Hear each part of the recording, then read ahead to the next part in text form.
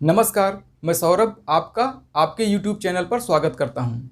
ये फ्रैक्शन या भिन्न की पहली क्लास है।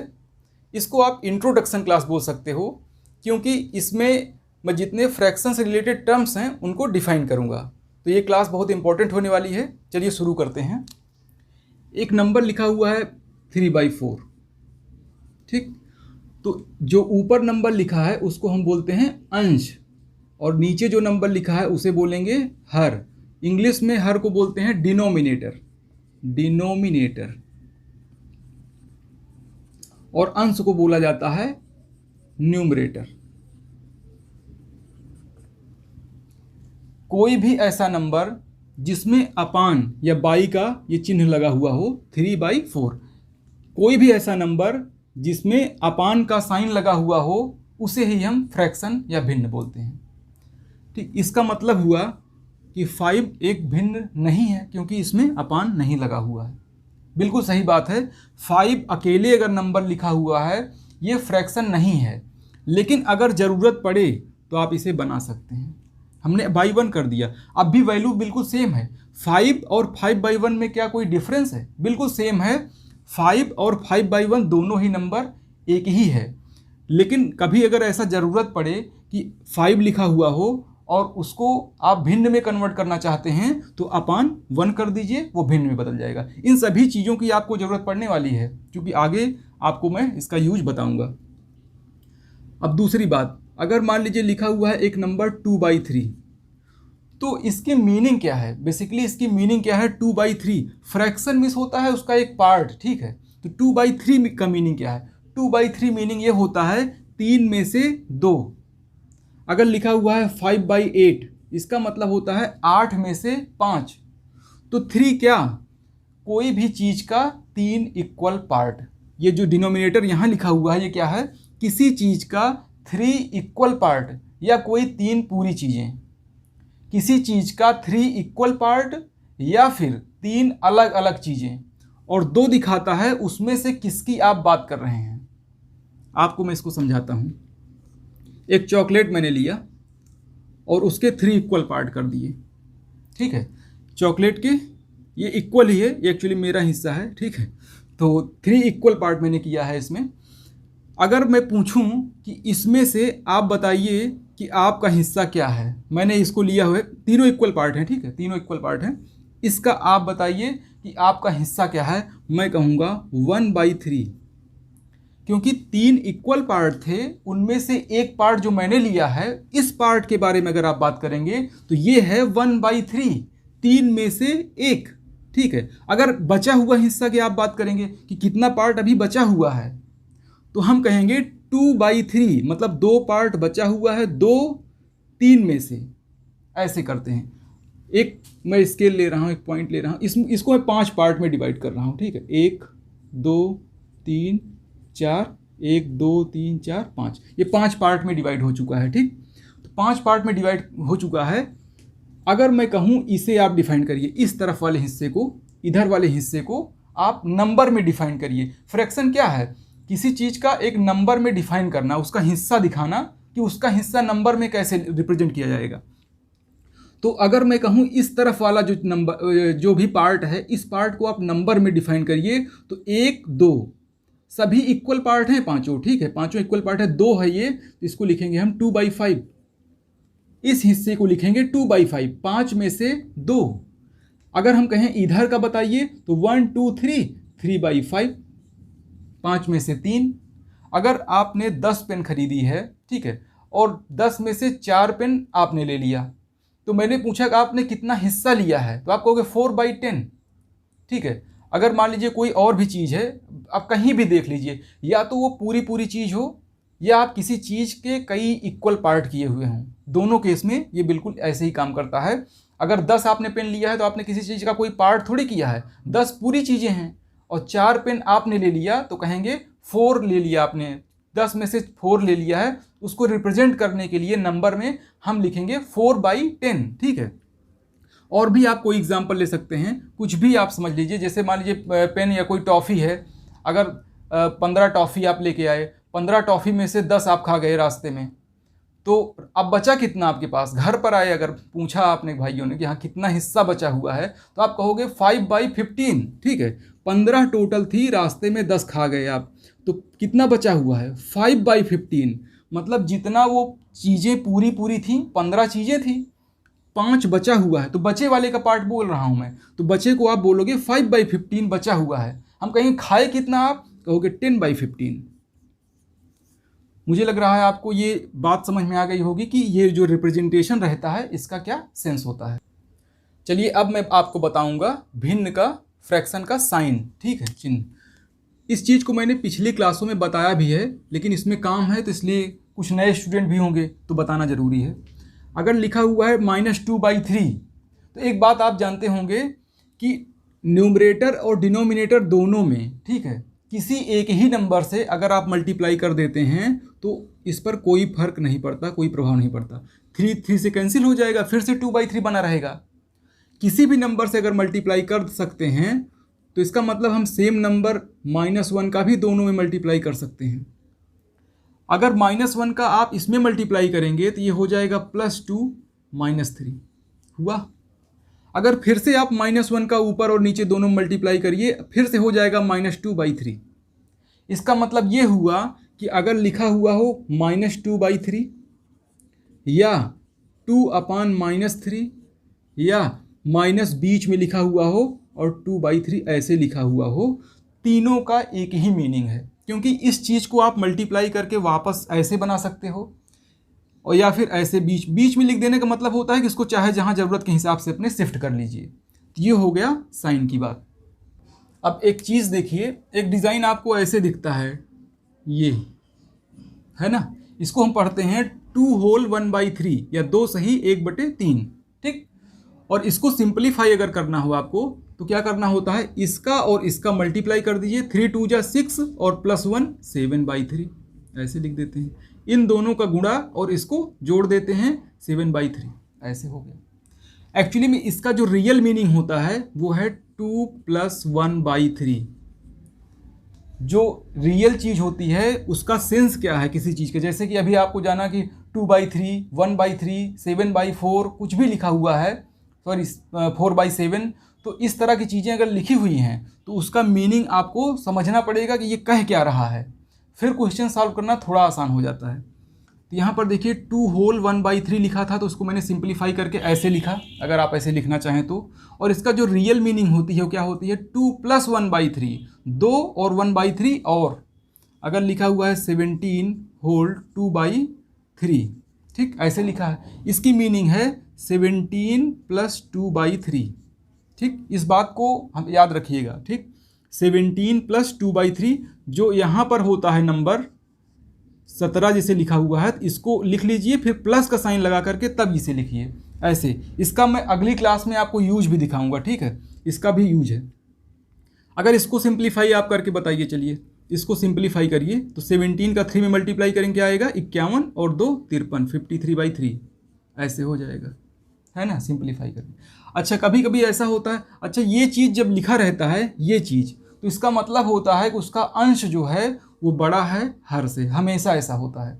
जब भी ये इस डिजाइन में आपको मिलेगा, इसका नाम क्या है, कैसे, सारी वैरायटी अगली क्लास में इसके सारे टाइप्स और विद एग्जाम्पल सब कुछ हम डिस्कस करेंगे। ठीक, आज की क्लास मैंने बताया ना, इंट्रोडक्शन, एक तरह से सभी चीज़ों को पहचानिए। ठीक है, सभी चीज़ अचानक से अगर हम सारी चीज़ बताने लगेंगे तो हो सकता है कन्फ्यूजन क्रिएट हो, लेकिन अगर सब कुछ आप एक बार देखे रहेंगे तो अगली क्लास में जब मैं टाइप्स बताऊँगा, एग्जाम्पल दूंगा, तो मुझे एक एक चीज़ें इतना डिटेल में नहीं बतानी पड़ेगी, तो ज़्यादा कुछ बताने में आसानी होगी, है ना।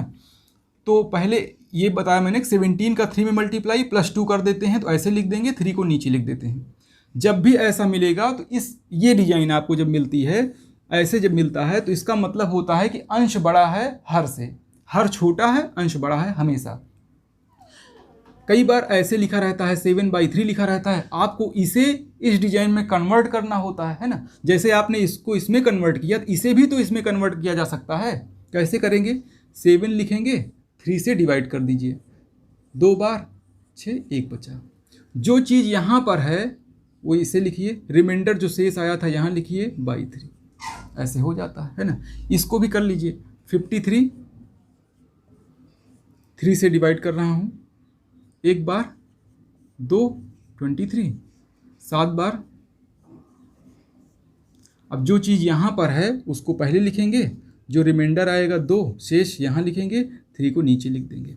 ऐसे देखिए सेम चीज़ वही चीज़ मिल गई है ना। लेकिन इतना डिवाइड करने की ज़रूरत नहीं है, इसको आप इजी तरीके से भी कर सकते हैं। जैसे मान लीजिए मैं 9/4 लिखा मैंने, इसको आप इतना बड़ा साइन लगा करके जो ऐसे करते हैं इसको डायरेक्टली भी कर सकते हैं। कैसे? ये तो जान ही लिया आपने कि यहाँ जो लिखा हुआ है आपने 17 का 3 में मल्टीप्लाई किया है, वही चीज़ तो है ना यहाँ पे, और उसको ऐड करेंगे तो वापस से यही 53 फिर से आ जाता है। अगर इसे देखिए 4 2 जा 8, 2 बार लिखते हैं, कितना बचा हुआ है 1, उसे ऊपर लिख दीजिए, वही तो शेष होता है, उसे ऐसे कर दीजिए तो डायरेक्टली लिख सकते हैं। और कोई नंबर ले लीजिए 17/8, 8 2 जा 16, 2 बार यहाँ हो गया, अभी कितना बचा है 1, ऐसे हो गया। ठीक। और दूसरा क्वेश्चन चलिए इसको मन में आप करके रखिएगा, बताइएगा, सोच लीजिएगा, फिर मैं लिख रहा हूँ। ठीक। क्या करेंगे, 5 का 4 बार करेंगे 20 आ जाएगा, 5 चौक 20, 3 अभी बचा हुआ है, उस 3 को यहाँ लिखिए, जो बचा है मैंने रिमाइंडर है और क्या अपन 5, तो डायरेक्टली भी आप इसे ऐसे लिख सकते हैं। यहाँ पर देखिए कुछ आपको नंबर्स दिखाई पड़ रहे हैं, इसको हमें सिंपलीफाई करना है। ठीक है, कैंसिल करा के सिंपलीफाई करना है। जैसा कि आप जानते हैं कि किसी एक नंबर से ऊपर और नीचे दोनों में हम डिवाइड करके इसको सिंपलीफाई कर लेते हैं। अगर वो कैंसिल होने लायक है तो उसको सिंपलीफाई करते हैं, सरल कर लेते हैं। 7 का 1 बार करेंगे तो 7 खत्म हो जाएगा, फिर 7 का 4 बार, ये 1 रहेगा। ठीक है, 7 से डिवाइड कर रहा हूँ तो 7 से डिवाइड करूँगा तो क्या आंसर आता है, 1 आता है, उसको लिखूँगा। 7 से इसमें डिवाइड करूँगा 28 में तो क्या आएगा 4, इसे लिखूँगा, तो आंसर क्या लिखा जाएगा 1/4। चलिए इसको करिए, इसको 4 से कैंसिल करना है, 4 से इसमें डिवाइड करना है। ठीक, कैंसिल करना या डिवाइड करना एक ही बात है। 4 3 जा 12 और 4 से 4 टाइम इसको 3/4 इसको बोल देंगे। कई बार बड़े नंबर होते हैं, उसमें क्या होता है कि एक बार आप कैंसिल जिससे करा पाइए, नहीं पता चल पाता ना कि वो किससे कैंसिल होगा, बड़ा से बड़ा नंबर क्या है। एक बार पहले कैंसिल करा लीजिए, उसके बाद फिर वो दिखने लगेगा छोटा होने के बाद। जैसे मान लीजिए इसमें है, अगर ये और बड़ा नंबर होता 124 होता, आपको नहीं मालूम कि वो सबसे बड़ा नंबर क्या है कि एक ही बार में कैंसिल हो जाए पूरा। अगर ऐसा नहीं हो पा रहा है तो पहले एक छोटे नंबर से कैंसिल करा के पहले छोटा बनाइए, फिर वो दिखने लगेगा कि हाँ आप किससे कैंसिल कराया जा सकता है। मतलब आप कई स्टेप में भी कैंसिल कर सकते हैं। जैसे मैं इसको 4 से चलिए कैंसिल कर रहा हूँ तो 4 दूनी 8, 1 9, 4 चौक 16 और 4 से 6 बार। एक बार चूंकि मुझे नहीं मालूम था कि आगे किससे कैंसिल होगा, ठीक, तो मैंने 4 से कैंसिल करा के पहले छोटा बना लिया। अब 24 और 6 में मुझे दिख रहा है अभी और 2 से कैंसिल हो सकता है, तो 2 से फिर से कैंसिल किया तो अब कितना आ गया 12/3, और इस 3 को कैंसिल कर देंगे तो आ जाएगा आंसर लास्ट में 4। ठीक, या इसको 6 से आप डायरेक्टली 6 से 4 बार कट कर देते। मैंने सिर्फ बताने के लिए आपको कर रहा हूँ। कहने का मतलब मेरा ये है कि आप कई पार्ट में भी कैंसिल कर सकते हैं स्टार्टिंग में, लेकिन जब प्रैक्टिस हो जाएगी तो फिर आप चाहें तो 24 से तो टेबल आपको याद हो, या फिर अंदाज़ा से अगर आदत पड़ जाती है तो 24 का 4 बार में पहले से ही हो जाएगा, आपको इतना कैंसिल कराने की ज़रूरत ही नहीं है ना। लेकिन मतलब प्रोसेस की बात मैं कर रहा हूँ कि हाँ आप इसको कई बार भी कैंसिल करा करके लास्ट में आंसर ले आ सकते हैं। इसमें देखिए मैं 5 से कैंसिल करा रहा हूँ, 9 टाइम 5 से, ये हो गया 9/19। अच्छा एक चीज़ और, यहाँ ये भी माइनस है, ये भी माइनस है। अगर दोनों निगेटिव होते हैं, न्यूमरेटर और डिनोमिनेटर, उसको कैंसिल करके पॉजिटिव बना लीजिए। ठीक, इसको आप ऐसे भी समझ सकते हो, डायरेक्टली कट कर दीजिए, या आप माइनस से ऊपर और नीचे, भाई किसी भी नंबर से हम उसके अंश और हर दोनों में मल्टीप्लाई कर ही सकते हैं। तो हम माइनस से ऊपर भी मल्टीप्लाई कर दिए और माइनस से ही नीचे भी, वो माइनस इसे आके प्लस बना देगा, वो माइनस इसे आके प्लस बना देगा, क्योंकि माइनस माइनस का गुणा तो प्लस ही होता है ना। तो लास्ट में तो आपको पॉजिटिव मिलेगा, तो इतना झमेला क्यों करना, माइनस को डायरेक्ट कट कर दीजिए और 9/19 लिख दीजिए। ठीक, अच्छा एक बात आप बताइए, अगर लिखा हुआ हो 2 होल 5/5 ऐसे लिखा है, क्या इस 5 को कैंसिल करा सकते हैं? जल्दी से सोच लीजिएगा मन में, क्या इसे आप कैंसिल करा सकते हैं? मैं कहूँगा बिल्कुल आप इसे कैंसिल करा सकते हैं। कैसे? जैसे मान लीजिए इसको मैं सॉल्व कर रहा हूँ पहले नॉर्मली, 5 × 2 10 और +5 15/5, कितना आएगा 3। ठीक, अगर आप इस 5 और 5 को कैंसिल कराओगे तो 0 नहीं आएगा, ये मत समझिए 5 कट गया तो 0 हो गया, 1 बचा, 1/1 कैंसिल कराने मतलब होता है 5 में आपने 5 से डिवाइड किया तो 5 1 जा 5, 5 1 जा 5, 5 का एक बार किया तो ये 5 कट गया, 5 से एक बार कैंसिल किया तो ये कट गया। अगर 10 होता तो 5 दूनी 10, जो आंसर होता है जितनी बार आप ले जाते हैं वही चीज़ तो लिखा जाता है। तो यहाँ भी 1, यहाँ भी 1, तो 1/1 कितना हो जाएगा 1। मैंने आपको बताया कि दो चीज़ें लिखी हुई हैं, जो ये फ्रैक्शनल पार्ट और जो होल नंबर लिखा है, इसे हम 2 + 5/5 लिख सकते हैं। तो ये 2 और 1 3 हो गया।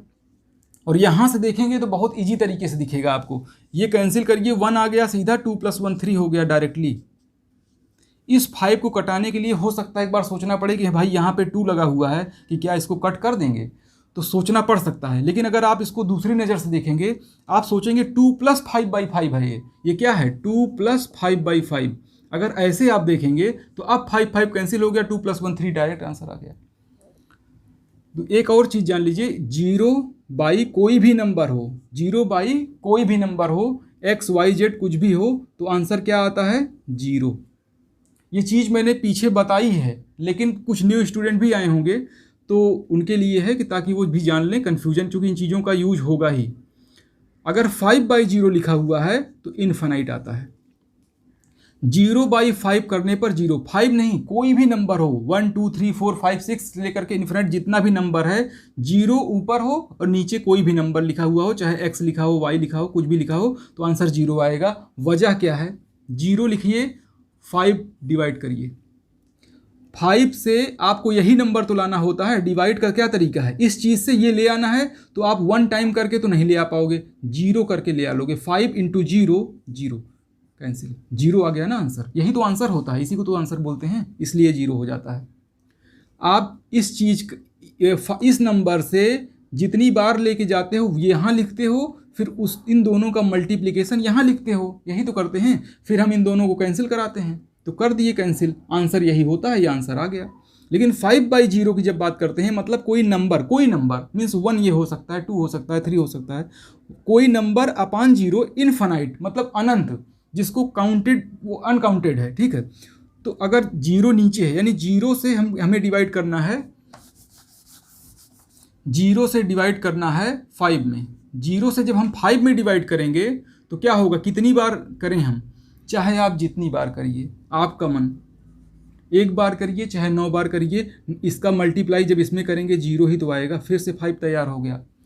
आप जितना मन करे आप उतनी बार करिए, इसका दोनों को जब भी मल्टीप्लाई करेंगे फिर से वो नंबर आ जाएगा। 5 तो मेंटेन रहेगा, वो कभी ख़त्म ही नहीं होगा।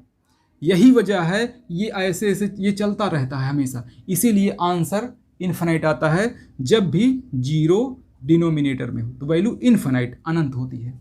मुझे लग रहा है अब सारी चीज़ें क्लियर हो गई होंगी। अगर कोई डाउट आपको है तो उसको कमेंट करके हमें बताइए। भी आप कोई बड़ा क्वेश्चन सॉल्व करने की कोशिश कर रहे हैं और वो नहीं सॉल्व हो रहा है, या आपको समझने में प्रॉब्लम है, तो इसका मीनिंग ये हुआ कि आपको छोटे चीज़ों में प्रॉब्लम है। इसीलिए मैं कोशिश कर रहा हूँ कि बिल्कुल बेसिक वाली चीज़ है, छोटी से छोटी चीज़ है, उसे बता पाऊँ ताकि कोई कन्फ्यूजन ना हो। बड़े जो क्वेश्चन होते हैं वो छोटे ही क्वेश्चन पर तो डिपेंड होते हैं, जब छोटे क्वेश्चन आने लगते हैं तो बड़े वाले खुद ही आने लगते हैं, है ना, उनको समझना आसान हो जाता है। चलिए आगे देखते हैं। अब हम छोटा नंबर और बड़े नंबर की तरफ बढ़ते हैं, देखते हैं छोटा नंबर और बड़ा नंबर कैसे फाइंड करते हैं। 2 नंबर मैंने लिखा, -3 और -7, और आपको बताना है इनमें से बड़ा कौन है, ठीक। अच्छा, सिंबल देख लीजिए, ऐसे सिंबल होता है, एक ऐसे होता है, एक ऐसे, है ना।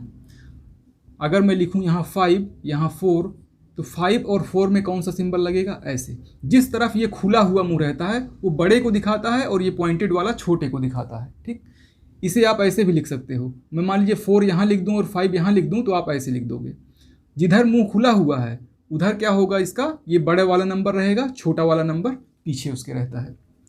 और देख लीजिए, मान लीजिए लिखा हुआ है 2 9, तो 9 बड़ा हुआ नंबर है, तो ऐसे आप बनाएंगे, ठीक। या आपको बताना है छोटे नंबर, छोटा नंबर 2 हो गया, तो ये पॉइंटेड वाला 2 की तरफ है, खुला हुआ मुंह 9 की तरफ है, तो छोटा बड़ा नंबर आपने इसका सिंबल पहचान लिया ना। अब देखिए -3 और -7 में कौन बड़ा है, तो बड़ा पहचानने से पहले आप इन नंबर्स को जानिए हैं क्या। 3 मतलब होता है 0 से 3 पॉइंट नीचे, -7 मतलब होता है 0 से 7 पॉइंट नीचे। तो बताइए बड़ा कौन, गिरे तो दोनों लोग हैं, 0 से नीचे तो दोनों हैं, ये 3 पॉइंट नीचे, ये 7 पॉइंट नीचे, तो कौन कम गिरा, 3, इसलिए 3 नंबर बड़ा है। जो कम गिरा होगा वही तो बड़ा हुआ। जब दोनों नीचे हैं जीरो से, तो जो जीरो से कम नीचे होगा वो नंबर बड़ा होगा, जो जीरो से ज़्यादा नीचे होगा वो छोटा होगा। ठीक, तो बड़ा नंबर कौन है?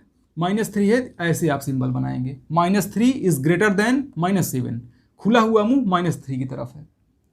इसको आप इतना ज़्यादा जानने के लिए मैंने बता दिया आपको कि जीरो से नीचे वाले नंबर दिखाते हैं। निगेटिव मतलब क्या हुआ? जीरो से नीचे। जीरो से कितना नीचे? जितना वो अंक लिखा हुआ है, जितना वो डिजिट है। 17 लिखा हुआ है अगर, तो जीरो से 17 पॉइंट नीचे, इसको ऐसे समझिएगा। लेकिन आपको डायरेक्टली अगर देखने वाली बात है तो क्या करेंगे? जो नंबर देखने में जिसकी वैल्यू छोटी दिख रही होती है, निगेटिव के बारे में बात कर रहा हूँ, निगेटिव नंबर्स में जो वैल्यू देखने में छोटी दिखती है वही बड़ी होती है।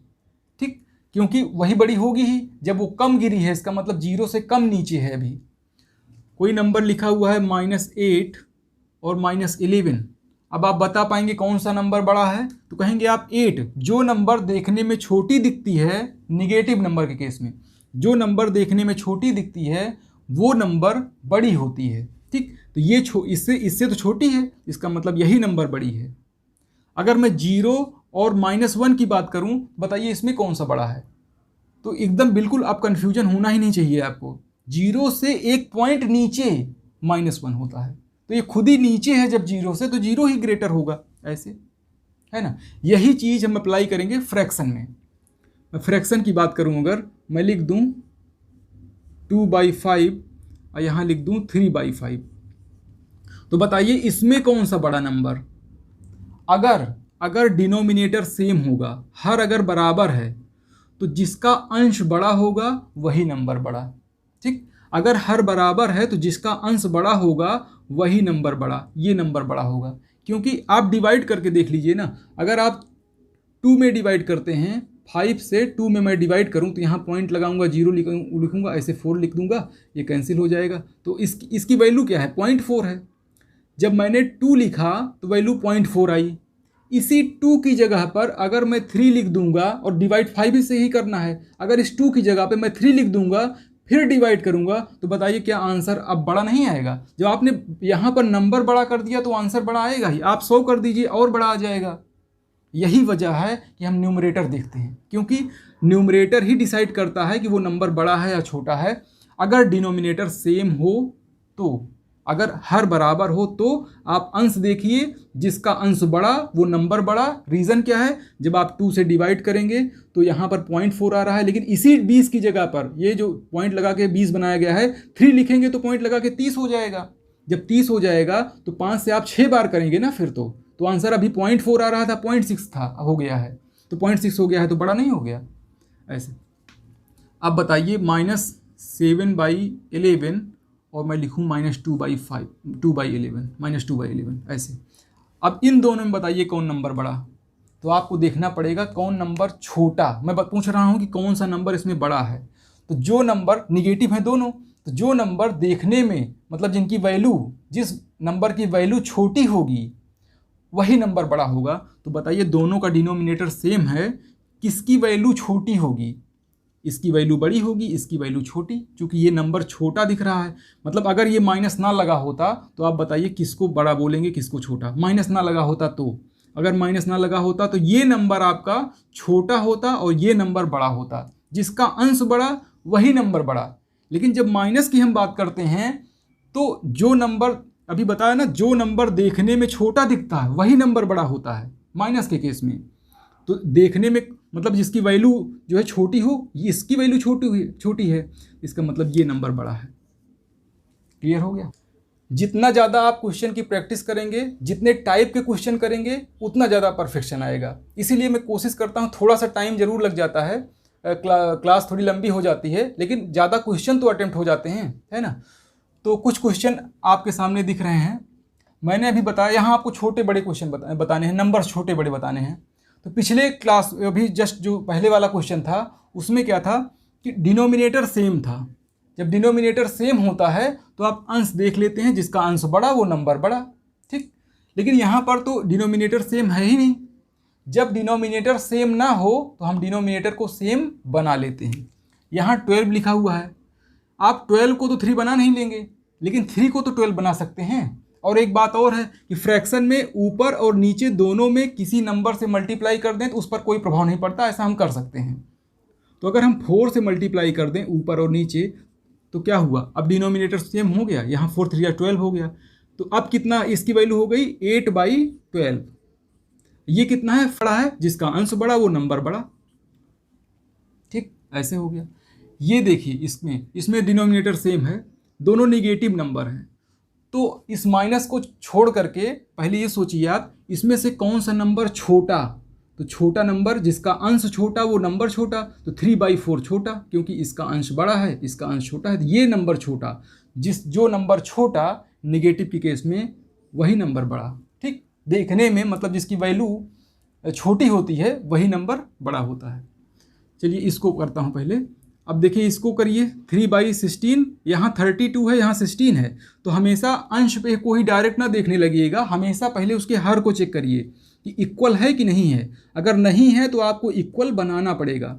यहाँ मैं 2 से अगर मल्टीप्लाई कर दूँ ऊपर और नीचे दोनों में, तो अब 32 ये भी है 32 ये भी है, तो 3 दूनी 6, तो 6 और ये 9। अब बताइए कौन बड़ा, तो जिसका अंश बड़ा वो नंबर बड़ा, तो ये अंश बड़ा है इस नंबर बड़ा हो गया। इसमें 3 चीज़ें हैं तब भी आप बता सकते हैं कौन छोटा है कौन बड़ा है। ठीक है, 3 चीज़ें, जब 3 चीज़ें आए तो यहाँ भी वही केस है, आपको सारे सबका डिनोमिनेटर सेम करना है। डिनोमिनेटर सेम करना अगर आपको डायरेक्ट समझ में आ रहा है तब तो ठीक है। जैसे मुझे लग रहा है कि हाँ 352 को 30 बनाया जा सकता है, सबको 30 बनाया जा सकता है, क्योंकि ऐसा ही नंबर आप कोई लेंगे कि चाहे 2 का टेबल हो चाहे 5 का टेबल हो 3 का टेबल हो, सब में वो आना चाहिए, तभी तो आप वो चीज़ बना पाएंगे सभी से। तो 30 मुझे लग रहा है बना लेंगे। लेकिन मान लीजिए कोई बड़ा नंबर मिल गया, आपको नहीं समझ में आ रहा क्या बनाएं, ऐसे केस में इन तीनों का आप एलसीएम निकाल लीजिए। ठीक, लासापा इन तीनों का एलसीएम निकाल लीजिए। जो एलसीएम आए इसका मतलब हर वही बनाना है, हर को वही बनाना है जो उसका एलसीएम आए। ठीक, तो मैं भी मान लीजिए इस क्वेश्चन को करता हूँ, 352 का एलसीएम बताइए। तो 352 का एलसीएम इन सब में देखिए सब अलग अलग हैं, इसमें कुछ कॉमन नहीं है। अगर आप एलसीएम लेते भी हैं तो क्या होगा, यही 352 3 × 5 × 2 आ जाएगा। इनका तीनों का मल्टीप्लाई करिए, 5 3 15 2 30 30 ही आएगा, है ना। तो कभी भी आपको बड़ा नंबर दिखे जिसको आप ना बना पा रहे हों कि कितना बनाना है, हर बराबर कैसे करें, क्या करिएगा, चुपचाप एलसीएम ले लीजिएगा। एलसीएम जब ले लेंगे तो जो एलसीएम की वैल्यू आएगी वही आपको हर बनाना है। आप उस नंबर में ऐसे नंबर से मल्टीप्लाई करेंगे कि वो एलसीएम आ जाए। ये तो 30 बनाना है तो हम 10 से मल्टीप्लाई करेंगे, 10 से मल्टीप्लाई करेंगे, 5 में 6 से, 6 से, इसमें 15 से, इसमें भी 15 से। तो 30 सबका डिनोमिनेटर हो गया। अंश देख लीजिए, इसका हो गया 20, इसका हो गया 24 24, इसका हो गया 15। कौन सा नंबर बड़ा, जिसका अंश बड़ा वो बड़ा, तो 24 ये सबसे बड़ा है, उससे छोटा ये और उससे छोटा ये। इसको लिखेंगे कैसे, दिखा दे रहा हूँ आपको। ये 20/30 हो रहा है, तो पहले 24 लिखूंगा, 24/30 ये सबसे बड़ा नंबर है, ऐसे लिखेंगे सबसे बड़ा, उससे छोटा 20/30। अब लिखूंगा 20/30, इसको कैंसिल कराने की जरूरत नहीं है क्योंकि हमको केवल बताना है ना। 15/30 ये सबसे बड़ा, फिर उससे छोटा, फिर उससे छोटा, ऐसे करके। मैंने आपको बताया कि ये एक इंट्रोडक्शन क्लास, आप इसको समझिए, क्योंकि जब तक आप छोटी छोटी चीज़ नहीं जानेंगे हम बड़े क्वेश्चन कैसे सॉल्व करा पाएंगे, है ना। तो इसलिए इसमें सारी चीज़ें मैं कवर करने की कोशिश कर रहा हूँ। एक चीज़ और आपने सुना होगा, आरोही अवरोही, आरोही और आरोही संख्या, ठीक है। फिर क्या, अवरोही। आरोही को इंग्लिश में बोलते हैं असेंडिंग। इंग्लिश भी सबकी जानिए, काट नहीं लेगा, ठीक है। इंग्लिश भी जानिए, ASCENDING। असेंडिंग नंबर, ठीक है, number. Descending number, DESCENDING, descending number. English भी हर चीज़ की जानिए। फिर भी मैं कोशिश करता हूँ कि हर चीज़ की इंग्लिश और हिंदी दोनों चीज़ लिख दूँ ताकि लैंग्वेज से रिलेटेड कोई प्रॉब्लम ना रह जाए। लेकिन फिर भी आप इंग्लिश भी जानिए, ठीक है, ये काटेगा नहीं आपको बिल्कुल भी। जो लोग इंग्लिश नहीं जान रहे हैं इसको भी जाने, तब भी मैं दोनों लैंग्वेज यूज करता हूँ। लेकिन अगर आप जान लेंगे तो मेरे लिए पढ़ाना और आसान हो जाएगा, है ना। बार बार 2 चीज़ें रिपीट करना नहीं, ऐसा करना पड़ेगा। आरोही असेंडिंग नंबर बोलते हैं, ये नंबर है और अवरोही मतलब डिसेंडिंग नंबर। आरोही मतलब होता है नीचे से ऊपर की तरफ, नीचे से ऊपर की तरफ आरोही, ऊपर से नीचे की तरफ अवरोही या डिसेंडिंग, डिसेंडिंग उतरता हुआ नीचे की तरफ। अवरोही अवरोही किसको बोलेंगे? अवरोही नंबर या डिसेंडिंग नंबर ऊपर से नीचे की तरफ, आरोही नीचे से ऊपर की तरफ। कोई नंबर में ऐसे नॉर्मल फ्रैक्शनल नंबर नहीं ले रहा हूँ। 5 7 9 2 0, इसको आपको आरोही क्रम में असेंडिंग ऑर्डर में अरेंज करना है। तो असेंडिंग मतलब सबसे जो है क्या, नीचे से ऊपर, नीचे मतलब सबसे छोटा नंबर पहले आपको लिखना पड़ेगा, फिर उससे बड़ा नंबर, फिर उससे बड़ा नंबर, फिर उससे बड़ा, फिर इससे बड़ा। अगर आपको ये वाला साइन लगाना है ऐसे ग्रेटर वाला, ग्रेटर साइन इसको बोलते हैं ग्रेटर का, और जब ऐसे बोल देंगे तो लेस हो गया, ठीक है। जब ऐसे है तो ग्रेटर, नीचे लेस। तो 0, फिर 0 बड़ा है, सॉरी उल्टा लग गया, 0 छोटा है 2 से, 2 छोटा है 5 से, 5 छोटा है 7 से, और 7 छोटा है 9 से। ऐसे करेंगे, ठीक। अगर डिसेंडिंग ऑर्डर में आपको अरेंज करना है, इसी चीज़ को मैं लिख रहा हूँ डिसेंडिंग ऑर्डर में, ठीक, इसी नंबर को। तो डिसेंडिंग मतलब सबसे बड़ा नंबर पहले आपको लिखना पड़ेगा, फिर उससे छोटा, फिर उससे छोटा, फिर उससे छोटा, फिर सबसे छोटा। डिसेंडिंग मतलब क्या होता है? ऊपर से नीचे, ठीक है, उतरते हुए क्रम में। तो ऊपर से नीचे का मतलब क्या हुआ? सबसे ऊपर फिर सबसे नीचे, यहाँ पर सबसे नीचे फिर सबसे ऊपर। तो ये सबसे बड़ा नंबर है, तो 9 बड़ा है 7 से, 7 बड़ा है 5 से, 5 is greater than 2, 2 is greater than 0। ऐसे करेंगे। मैंने इसको नॉर्मल नंबर से कर दिया है। अगर फ्रैक्शनल वैल्यू हो कोई, मान लीजिए कोई फ्रैक्शनल वैल्यू हो, उन सभी का आप क्या करेंगे? हर बराबर करेंगे, फिर देखेंगे कि वो उसका अंश किसका बड़ा है, जिसका अंश बड़ा वो नंबर बड़ा। उसी तरीके से आप सेम बिल्कुल अरेंज कर पाएंगे। तो मैं उसको नहीं ले रहा हूँ क्वेश्चन को, क्योंकि उसमें थोड़ा सा टाइम लग जाएगा और वीडियो काफ़ी लंबी वैसे भी हो चुकी है। तो कल मिलते हैं फिर से अगली क्लास में। कल हम सारे टाइप्स, ठीक है, फ्रैक्शन कितनी तरीके के होते हैं, उनका सारा एग्जाम्पल, और प्लस और माइनस करना, ये सारी चीज़ें हम अगली क्लास करेंगे।